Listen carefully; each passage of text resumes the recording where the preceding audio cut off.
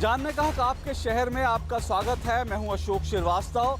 जानने का हक आपके शहर में आज हम आ पहुंचे हैं वाराणसी में, जिसको काशी के नाम से भी जाना जाता है और ये दुनिया की सबसे प्राचीनतम शहरों में से, दुनिया के सबसे प्राचीनतम नगरों में से एक है। और बनारस की बहुत सारी खासियत है। यूँ तो ये मंदिरों का शहर है, बाबा भोले की नगरी है और इसके अलावा ये गंगा और घाटों का शहर भी है।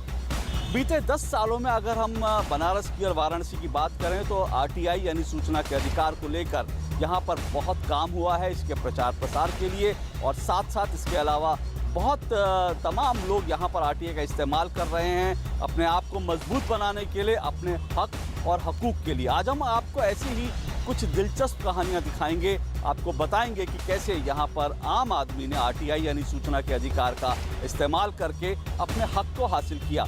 यहाँ से कुछ ही दूर पर चंदौली ज़िला है। सबसे पहले आपको चंदौली ले चलते हैं, वहाँ पर दिखाते हैं कि कैसे एक जो ग्राम प्रधान की जो एक जगह थी, ग्राम पंचायत की एक जगह थी, उसको कैसे सूचना के अधिकार का इस्तेमाल करके उस पर जो लोग कब्जा करना चाहते थे, कैसे उस कब्जे को हटाया गया। दिखाते हैं हमारे संवाददाता हरिकेश बहादुर की इस रिपोर्ट में।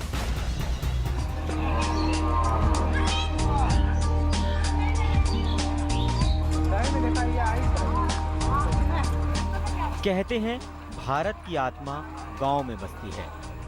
गांव हमारे देश की सभ्यता और संस्कृति को सजोए हुए हैं। जब कोई भी कानून देश में नया आता है तो उसका प्रभाव गांव पर भी पड़ता है।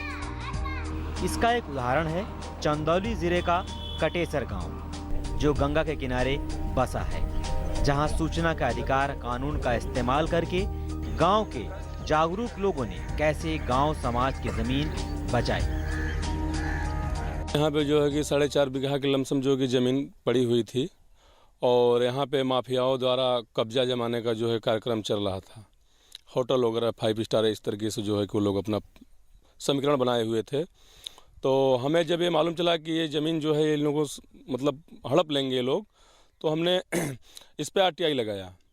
और आरटीआई लगाने के बाद हम जिस संस्था से जुड़े हुए हम लोग सामाजिक कार्यकर्ता हैं, तो हमारे बड़े भाई जयशंकर पांडे जी से हमने उनसे बोला कि भैया इस पे आप भी आरटीआई लगाएं ताकि इस ज़मीन को हम लोग बचा सकें। तो उन्होंने आरटीआई लगाया और डीएम को बुलाने का काम किया यहाँ पे आरटीआई के तहत। और डीएम साहब आए और इस ज़मीन को जो है तालाब के हिसाब किताब से खुदवाने का काम किया उन्होंने। और उन्होंने बोला कि जितनी भी ज़मीनें यहाँ पे 7 पोखरा खनवाया जाए। सूचना के अधिकार से जानकारी प्राप्त कर जहां यह जाना कि गांव समाज की जमीन है, वहीं जिला प्रशासन पर दबाव बनाकर क्षेत्रीय लोगों ने माफियाओं से जमीन बचाकर तालाब खुदवाने का काम किया। उद्देश्य हम लोगों का स्पष्ट था कि इसको सेव किया जाए, ग्राम पंचायत के काम के लिए इस्तेमाल हो। कुछ लोग इस पर कब्जा करना चाहते हैं। अब जो धारा 4 की बात है, उन्होंने लिखवा दिया, ग्राम पंचायत में पहुंचकर बोर्ड लगवा दिया तुरंत। अब हम लोग बोर्ड से ले लिए, फिर दोबारा हमने आरटीआई के लिए अपील ही नहीं की, हमने जानकारी ले लिया। उसके बाद एक कदम आगे बढ़कर किए जो होना चाहिए। उस 4 बीघे में उन्होंने पूरा नरेगा के पूरे नियमताबाद ब्लॉक के मजदूरों को लगाकर काम करा दिए। 2 तालाब, बड़े 2 तालाब बने, अभी आप जाकर देख सकते हैं। सूचना के अधिकार कानून का प्रयोग करके गांव के लोग भी अपने हक के प्रति जागरूकता दिखा रहे हैं। कहते हैं कि शिक्षा से, ज्ञान से आपके जीवन में प्रकाश फैलता है और प्रकाश तब भी फैलता है जब आपको चीज़ों की जानकारी होती है, यानी कि आप अवेयर होते हैं। आरटीआई को लेकर भी कुछ ऐसा ही है। जो लोग सूचना के अधिकार का सही तरह से इस्तेमाल कर रहे हैं, उनकी ज़िंदगी में कैसे रोशनी भरती है, यही हम आपको एक कहानी में दिखा रहे हैं कि कैसे एक दलित बस्ती में सूचना के अधिकार का इस्तेमाल हुआ और कैसे फिर वो बस्ती रोशन हो गई।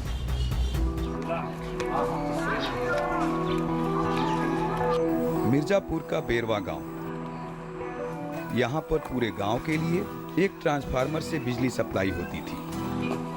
कुछ दिनों पश्चात गांव के कुछ प्रभावशाली लोगों ने दलित बस्ती की बिजली कटवा दी, क्योंकि ये लोग दूसरा ट्रांसफार्मर लगवाने में चंदा न दे सके।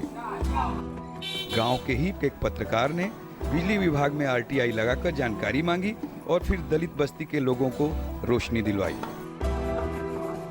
बड़ी लड़ाई लेलन गांव वालन से। अच्छा ये बस्ती की वजह से अच्छा कि बस्ती इतना रह के सब लोग अन्हारे में काहे रही। जैसे गांव वाला उजरा रहे तैसे बस्ती वाला उजरा रहे हो, तो उजरा रहने के चलते हमने के भल है। अनपढ़ भाई जा तो हमने का बता सकब, लेकिन लड़ाई लेहलन हम मन खाते। हम लोगन का बिजली खातिर पत्रकार बहुत कोशिश कैलन, सब अपन हमने का समस्या सुना बहुत जगह से अपन सरकार के घरे से लड़ तो हमने के लाइन दहलन। हमने 4 का साल भर से ही रही जा। उन्होंने आईटीआई के द्वारा सूचना के मतलब अपने वहाँ से आईटीआई के द्वारा सूचना प्राप्त की, जो भी जानकारियाँ मिली उसके तहत उन्होंने काम किया और हमें उजाले में किया। दलित बस्ती के लोगों की बिजली कटी, फिर जब पत्रकार ने लड़ाई लड़ी तो बहुत ही डिम लाइट मिली, पर उन्होंने फिर से आरटीआई लगाई, तब दलित बस्ती के लिए नया ट्रांसफार्मर लगा और अब भरपूर बिजली मिल रही है। हमने आरटीआई को अपना हथियार बनाया और हर एक स्तर पर अपनी शिकायतों के पीछे एक आरटीआई छोड़ा और उनसे जवाब पूछा कि हमारे आवेदन पत्रों पर अब तक क्या कार्रवाई की जा रही है। 1 वर्षों तक इस पर लंबी बहस चली, हर जगह इस पर यानी सवाल उठे। अंत में जिला प्रशासन के साथ बिजली विभाग के अधिकारी मजबूर हो गए और उन्होंने इसके लिए एक स्पेशल मीटिंग बुला करके यह मतलब निर्णय किया कि आपके लिए मैं एक अलग से ट्रांसफार्मर की व्यवस्था मैं करवा रहा हूं, जिससे मैं पूरी बस्ती की बिजली में संचालित करूंगा। आरटीआई एक्टिविस्ट पत्रकार की लड़ाई अब भी जारी है और वो उन अधिकारियों को सजा दिलवाना चाहते हैं जिससे फिर कोई अधिकारी ऐसी हरकत न करे। सूचना अपार संभावनाएं लेकर आती है। एक आरटीआई एक्टिविस्ट ने आरटीआई के माध्यम से लड़ाई लड़ी इन गांव के लोगों की और रोशनी ले आए। बरेवा मिर्जापुर से कैमरामैन संदीप शर्मा के साथ हरकेश बहादुर सिंह गौतम, डीडी न्यूज। क्या कभी आपने सुना है कि किसी कॉलेज ने या यूनिवर्सिटी ने उच्च शिक्षा यानी कि हायर एजुकेशन तो दी, लेकिन उसका डिप्लोमा, उसका सर्टिफिकेट नहीं दिया हो? लेकिन बनारस के उदय प्रताप कॉलेज में एक ऐसा ही वाकया हुआ जब एनवायरमेंटल साइंस पढ़ने वाले जो छात्र थे उनको उनका डिप्लोमा करीब 20 साल तक, जी हाँ 20 साल तक नहीं दिया गया। लेकिन 20 साल बाद जब सूचना के अधिकार का इस्तेमाल हुआ तो उसके बाद किस तरह से कॉलेज ने ये डिप्लोमा जारी किया, इसी को देखते हैं हमारे संवाददाता हरिकेश बहादुर की इस रिपोर्ट में। जब हम पढ़ाई करते हैं, परीक्षा देते हैं, मार्कशीट मिलती है और फिर सर्टिफिकेट मिलता है। जब हम नौकरी करने जाते हैं तो फिर हमें मार्कशीट और सर्टिफिकेट दिखाना पड़ता है। ऐसा ही कुछ वाकया सामने आया वाराणसी के उदय प्रताप कॉलेज का। मार्कशीट तो मिलती थी पर सर्टिफिकेट नहीं मिलता और यहाँ के छात्रों ने उसे हासिल किया एक आरटीआई डालकर। जब मैं उदय प्रताप कॉलेज में गया, वहाँ के प्रधानाचार्य से हमारी बात हुई तो उन्होंने पहले जैसा ही जवाब दिया, आनाकानी यानी हमसे किया। और मैं बिल्कुल बेबस होकर के, चूँकि हमारे सामने अपने मित्रों की नौकरी भी थी कि उनकी नौकरी भी कहीं से एक तरह से खतरे में न जाए, फिर हमने आरटीआई के तहत पूरे उनके विषय पर सवाल किया कि इसको मान्यता कब से मिली है, कब कैसे इसमें अध्ययन आप कराते रहे हैं, कौन कौन से अध्यापक यहाँ पर हैं, उनकी योग्यता क्या है, तमाम सवाल हमने उनके सामने खड़ा किए। वाराणसी के उदय प्रताप कॉलेज ने 1995 में पर्यावरण विज्ञान में डिप्लोमा का कोर्स शुरू किया, जिसमें विद्यार्थियों को मार्कशीट तो दी जाती थी पर सर्टिफिकेट नहीं दिया जाता। कुछ विद्यार्थी इसके आधार पर नौकरी कर रहे थे। उनके संस्थान ने सर्टिफिकेट मांगा तो उन्होंने कॉलेज से संपर्क किया। कॉलेज ने सर्टिफिकेट देने से मना कर दिया। फिर छात्रों ने आरटीआई डाली और वहां से जवाब नहीं मिला तो मामला सूचना आयोग तक जा पहुंचा, जिसके बाद राज्य सूचना आयोग के दबाव में प्राचार्य ने छात्रों को सर्टिफिकेट दिलवाया। सवालों का जवाब उन्होंने कुछ हद तक देने की कोशिश की, लेकिन वो जवाब गलत थे और अंततः मुझे मजबूर होकर के राज्य सूचना आयोग उत्तर प्रदेश का दरवाज़ा खटखटाना पड़ा। राज्य सूचना आयोग ने जब एक नोटिस जारी की इस यानी मामले की सुनवाई के लिए, तो मुझे ये लगा कि एक बार प्रिंसिपल से मुझे खुद इस मामले में बात करनी चाहिए। और जब मैं प्रिंसिपल से मिलने उदय प्रताप कॉलेज कॉलेज में गया तो मुझे कुछ अलग किस्म की उनकी भी है मुझे समझ में आई। उन्होंने हमसे पूछा कि आप हमसे मुकदमा लड़ना चाहते हो या आपको सर्टिफिकेट चाहिए। हम कहे सर सर्टिफिकेट के लिए तो हम मुकदमा लड़ रहे हैं, अगर आप सर्टिफिकेट जारी करा देते हैं तो मुकदमा लड़ने की कोई आवश्यकता नहीं है। तो उन्होंने 1 हफ्ते का समय हमसे लिया और 1 हफ्ते में उन्होंने सर्टिफिकेट बनवा करके मेरा और हमारे 3-4 मित्रों का सर्टिफिकेट उन्होंने जारी कर दिया। पढ़ाई लिखाई से हमें जानकारी हासिल होती है और हम अपनी जानकारी का प्रयोग सही दिशा में करें तो अपनी समस्याओं का समाधान खुद भी कर सकते हैं। रोजगार तो मिला, लेकिन रोजगार पर लटकी तलवार, क्योंकि सर्टिफिकेट नहीं था और सर्टिफिकेट दिलाया सूचना के अधिकार ने। सूचना का अधिकार रोजगार की गारंटी भी दे रहा है। कैमरामैन संदीप शर्मा के साथ हरकेश बहादुर सिंह गौतम, डीडी न्यूज। ये कहानी तो उन चंद लोगों की थी जिन्होंने आरटीआई यानी सूचना के अधिकार का इस्तेमाल करके उदय प्रताप कॉलेज में जो अपने एनवायरमेंटल साइंस का डिप्लोमा था वो हासिल कर लिया। लेकिन बीते 20 सालों में ऐसे और भी बहुत से लोग हो सकते हैं जिन्होंने एनवायरमेंटल साइंस में यहाँ से डिप्लोमा तो किया, लेकिन आज तक उनको सर्टिफिकेट नहीं मिला। इस एक कहानी के बाद अगर आप भी उनमें से हैं तो जाहिर तौर पर आप भी सूचना के अधिकार का इस्तेमाल करके या फिर कॉलेज प्रशासन से संपर्क करके अपना डिप्लोमा हासिल कर सकते हैं। जानने का हक आपके शहर में। वक्त है फिलहाल एक छोटे से ब्रेक का।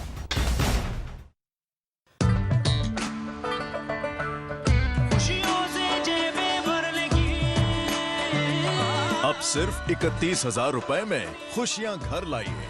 बजाज सिटी 100, खुशियों का जैकपॉट। मुबारक हो, पोती हुई है। दादाजी, घर का मुखिया होने के नाते अब आप पंचायत जाइए और जन्म का पंजीकरण कराइए। ये 21 दिन के भीतर कराना कानूनन जरूरी है। हाँ, जन्म का प्रमाण पत्र यानी सर्टिफिकेट जरूर हासिल कीजिए, ये हर जगह काम आता है। एक रिश्ता है, प्यारा बंधन है, ये जीवन हो रोशन, ये फर्ज निभाना है। जन्म का पंजीकरण हर बच्चे का जन्म सिद्ध अधिकार है। उंगली थाम के जिसने चलना सिखाया, कड़ी मेहनत करके हमको पढ़ाया, हमारी खुशियों को अपनी खुशी बनाया, जिंदगी के हर सुख दुख में जो एक साया बनकर साथ रहे, ढलती उम्र में इन्हें अकेला ना छोड़ें। ध्यान रखें, माता पिता एवं वरिष्ठ नागरिक भरण पोषण एवं कल्याण अधिनियम 2007 के तहत माता पिता की देखभाल करना हमारा कर्तव्य है और उनको बेसहारा छोड़ना एक दंडनीय अपराध है। सामाजिक न्याय और अधिकारिता मंत्रालय, भारत सरकार द्वारा जनहित में जारी। 9 अप्रैल 1965 सीआरपीएफ के 200 जवानों की एक टुकड़ी ने 3500 सैनिकों की एक पूरी पाकिस्तानी ब्रिगेड के दांत खट्टे कर उसे वापस लौटने पर मजबूर कर दिया। ये अतुलनीय गाथा आज भी हमें देश सेवा के प्रति पुनः संकल्पित होने के लिए प्रेरित करती है। आइए इस वर्ष 9 अप्रैल को साथ मिलकर नमन करें सीआरपीएफ के इन वीरों को। वाराणसी शहर शिक्षा के क्षेत्र में, खासकर उच्च शिक्षा के क्षेत्र में भी देश और दुनिया भर में जाना जाता है। यहाँ पर काशी विद्यापीठ और बनारस हिंदू विश्वविद्यालय जैसे ऐसी यूनिवर्सिटीज़ हैं जहाँ पढ़ने के लिए पूरी दुनिया भर से लोग आते हैं। और अच्छी बात यह है कि ये तमाम यूनिवर्सिटीज़, यहाँ की जो यूनिवर्सिटीज़ हैं वो आरटीआई को लेकर यानी सूचना के अधिकार को लेकर जन जागरूकता के काम में हमेशा लगी रहती हैं। और सिर्फ यूनिवर्सिटी ही नहीं, कह सकते हैं कि यहाँ के आम लोग भी, यहाँ के आरटीआई कार्यकर्ता भी लगातार सूचना के अधिकार को लोगों के बीच लोकप्रिय बनाने के लिए काम करते ही रहते हैं।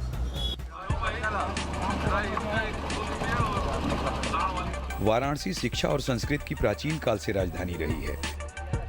यह नगर अपनी सांस्कृतिक विविधता के लिए प्रसिद्ध है। यहाँ के लोगों की शिक्षा के प्रति लगाव का कारण यहाँ पर स्थित 3 विश्वविद्यालय और कई महाविद्यालय भी हैं। सूचना का अधिकार जब देश में लागू हुआ तो यहाँ पर भी लोगों ने सूचना के अधिकार का प्रयोग करना शुरू किया। काशी का मिजाज रहा है लोगों की मदद करना और इस परंपरा को आगे बढ़ाया है सूचना का अधिकार अभियान उत्तर प्रदेश नाम के संगठन ने। ये बनारस के लंका के टंडन की चाय की दुकान है, जो भारत बीएचयू काशी हिंदू विश्वविद्यालय के छात्र राजनीति के बड़े बड़े पुरोधा यहाँ बैठा करते थे। बनारस की राजनीति भी यहाँ से संचालित होती थी। छात्र राजनीति जब शुरू होती थी यहाँ पे रणनीतिकार बैठ बैठ के रणनीति बनाया करते थे। लेकिन आज के परिप्रेक्ष्य में इस दुकान का महत्व हर बृहस्पतिवार को इसलिए बढ़ जाता है क्योंकि यहाँ पर सूचना के अधिकार के कार्यकर्ता यहाँ पर लोगों को आरटीआई डालना, आरटीआई किस तरह से डालते हैं, या जिन लोगों को पढ़ना लिखना नहीं आता उनके लिए आरटीआई लिखने का काम करते हैं। हर एक बृहस्पतिवार को काशी हिंदू विश्वविद्यालय के छात्रों और इस लंका क्षेत्र का आमजन, जिन लोगों को आरटीआई या सूचना के अधिकार संबंधित कोई जानकारी चाहिए, हम उनके लिए उनको चीज़ों को बताते हैं कि वे जाएं और अपने लिए जिस तरीके से सूचना उनको लेनी है, अगर किसी कार्यालय में जाना हो या किसी शिक्षा संस्थानों में जाना हो तो वे जाते हैं। ये कम से कम ये 2-2.5 साल हमारा ये कार्यक्रम हो गया और हम लगातार ये कार्यक्रम कर रहे हैं। और बाहर के भी ऐसे बहुत से लोग हैं जो थाने पुलिस का मदद नहीं ले पाते हैं, वो हमसे आकर के मिलते हैं, फ़ोन कर करके आके मिलते हैं हमसे और हमसे पूरी जानकारी लेते हैं कि हम कैसे क्या कर सकते हैं आरटीआई के तहत। तो हम उनको पूरी तरीके से सहायता करते हैं। उनको लिखने भी नहीं आता है तो हम उनका पूरा लेटर बनाते हैं। यह संगठन हर गुरुवार को वाराणसी शहर के कचहरी के पास और बीएचयू के पास लंका पर 11 बजे से 1 बजे तक लोगों को आरटीआई लिखने से लेकर और जानकारी प्राप्त करने के बारे में बताता है, और जो लोग लिख पढ़ नहीं सकते उनकी इसमें मदद करता है। अभी हम लोग जो कैंप लगा रहे हैं लगातार 9 सालों से प्रत्येक बृहस्पतिवार को, तो वहाँ पे जो लोग आते हैं उसमें से 95% लोग ऐसे होते हैं जो 2-4-10 एप्लीकेशन लगा रखे होते हैं। उनको कहीं आयोग के स्तर पे या कहीं कपिल के स्तर पे उनको कोई दिक्कत होती है, या सूचनाएं जो मिली हैं उसका उपयोग क्या करें उस लेवल पे दिक्कत आती है। हम लोग जो देख रहे हैं उसमें यह है कि ग्राम सभा का स्तर अभी भी जो है बहुत ज़्यादा दिक्कत है। जहाँ पे ग्राम सभा का आता है वहाँ पे एक रिएक्टिव भाव आ जाता है कि लोग जो एक तो लगाने वाला भी जो सोचता है वो भी, जिसके यहाँ लगा रहे हैं वो भी सोचता है कि हमारे खिलाफ है।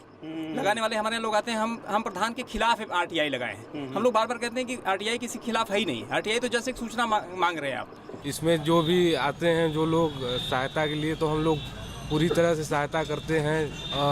इसमें विश्वविद्यालय लेवल से और ग्रामीण और शहरी लेवल से अपना जो भी होता है, समस्या होता है, उनका पूरा सहयोग करते हैं। बीएचयू से जुड़े युवा इस कार्य में आगे बढ़ चढ़कर हिस्सा ले रहे हैं और युवाओं को आरटीआई के प्रति जागरूक कर रहे हैं, तथा जो ग्रामीण इसके बारे में जानकारी नहीं रखते हैं उन्हें भी इसमें मदद कर रहे हैं।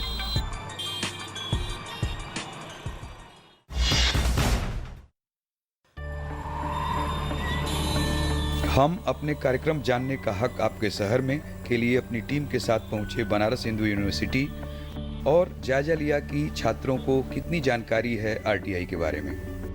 मैं हूं अभी बनारस हिंदू यूनिवर्सिटी के मधुबन में। मधुबन वो जगह जहां छात्र अपनी क्लास ख़त्म करने के बाद नाश्ता करने के लिए, अपने साथियों के साथ हंसी मजाक करने के लिए या टाइम पास करने के लिए आते हैं। बनारस हिंदू यूनिवर्सिटी के छात्रों से हम जानते हैं कि वो आरटीआई के बारे में कितना कुछ जानते हैं। हाँ, आप RTI is basically right to information.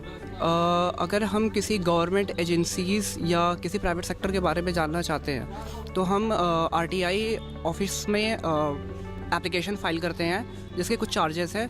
उसके बेसिस पे गवर्नमेंट हमें इंफॉर्मेशन प्रोवाइड करती है। पॉलिटिकल पार्टीज़ को इसमें इंक्लूड नहीं किया गया है, आई डोंट नो व्हाई, लेकिन हमारा राइट है कि पॉलिटिकल पार्टीज़ के बारे में उन्हें फ़ंड कहाँ से आते हैं, कैसे आते हैं, कौन क्या कर रहा है, हमें जानना का पूरा हक है। ये एक कॉमन पब्लिक को ये पावर देता है कि किसी भी डिपार्टमेंट में जो भी वर्किंग गोइंग ऑन मतलब है, ministry of public grievances and pensions इसे इंट्रोड्यूस किया था, तो उससे मतलब हम लोग कोई भी जो भी वर्किंग चल रही है अंदर, उसके बारे में अगर हम जानना चाहें तो वो हमारा राइट है कि एक हमें टाइमली रिस्पॉन्स मिल जाए उधर से, मतलब within a fix period of time. मतलब हमको जो भी इंफॉर्मेशन चाहिए वो they are bound to give us that information. एक लॉजिकल रीजन पे सही आरटीआई हो तभी इसका असली यूज़ है, और आरटीआई से बहुत अच्छा बेनिफिट हो रहा है, बहुत ज़रूरी है। और एक और एग्जांपल है, मेरे एक सीनियर हैं, तो उनका एसएससी में टायर 2 में एग्ज़ाम दिया था उन्होंने, तो उनके कुछ मार्क्स वगैरह कम थे, तो आरटीआई फाइल की, आंसर शीट आ गई। सभी इंडियन का एक राइट होता है एक तरीके से कि किसी भी चीज़ के बारे में इंफॉर्मेशन, जो भी गवर्नमेंट बेस हो या फिर आपका कोई भी प्रोडक्ट बेस हो, उसके बारे में लीगल कुछ भी अगर आपको जानना हो उसके बारे में होता है। इसके लिए कोई भी अप्लाई कर सकता है। मुझे नहीं पता कुछ भी आरटीआई के बारे में। आरटीआई 22 जून 2005 को स्टार्ट हुआ। सर, इस पर कोई भी इंफॉर्मेशन हम राइट इंफॉर्मेशन दे सकते हैं। आरटीआई राइट टू इन्फॉर्मेशन पूरे इंडिया में लागू है। 2005 में ये लागू हुआ था। आरटीआई से हमारे बेनिफिट्स ये हैं कि जितनी भी इंफॉर्मेशन है वो हमें करेक्ट वे में मिलती है। ये सबसे पावरफुल राइट होता है एक इंडियन सिटीजन के लिए। वो कभी भी क्लेम कर सकते हैं गवर्नमेंट को कि हमें कि क्या चल रहा है, करंट प्रोजेक्ट क्या है, तो हमें current information on the spot मिल सकती है। और सर आईटीआई बनाने सर उतना हमको मालूम नहीं है सर। ये हैं हमारे छात्र जिनको आरटीआई के बारे में कुछ को पता है और कुछ को नहीं पता है। ये बीएचयू में हैं। मैं उम्मीद करता हूँ कि आरटीआई के बारे में ज़रूर जानेंगे, क्योंकि ये एक ऐसा हर भारतीय नागरिक का एक ऐसा अधिकार है जो जानना ही चाहिए। क्योंकि अगर आप इस भारतवर्ष में क्या हो रहा है जानना चाहते हैं तो आरटीआई के बारे में ज़रूर जानना चाहिए।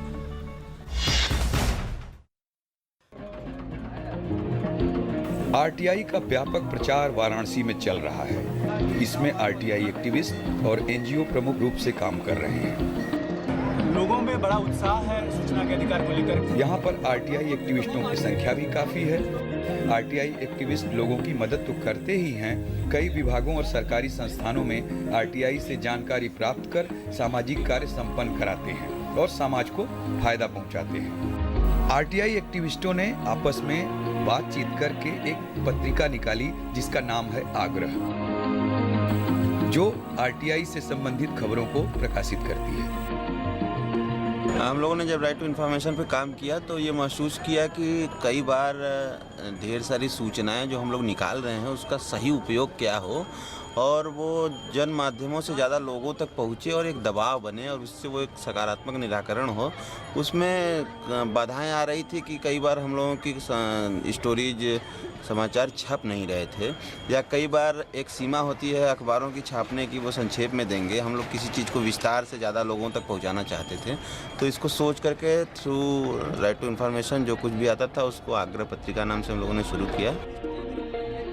आरटीआई एक्टिविस्टों ने यह महसूस किया कि उनके द्वारा प्राप्त की गई जानकारियों का फायदा समाज को मिले, जो कि अखबारों के या समाचार पत्रों के माध्यम से नहीं हो पा रही है। उन्होंने इसके लिए एक मासिक पत्रिका निकालने की पहल की, जो मासिक पत्रिका है आग्रह।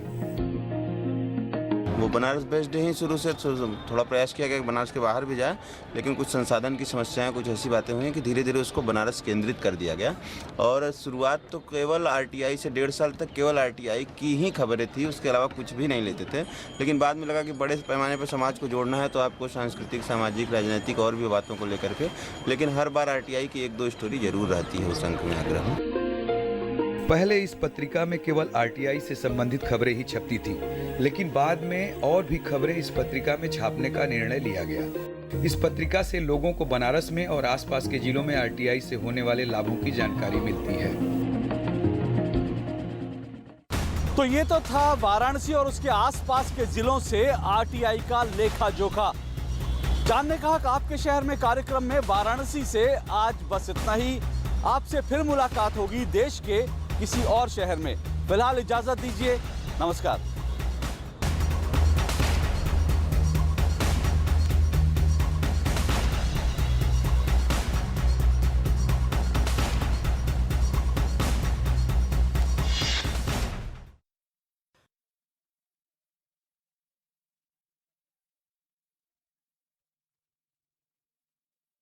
Thank you.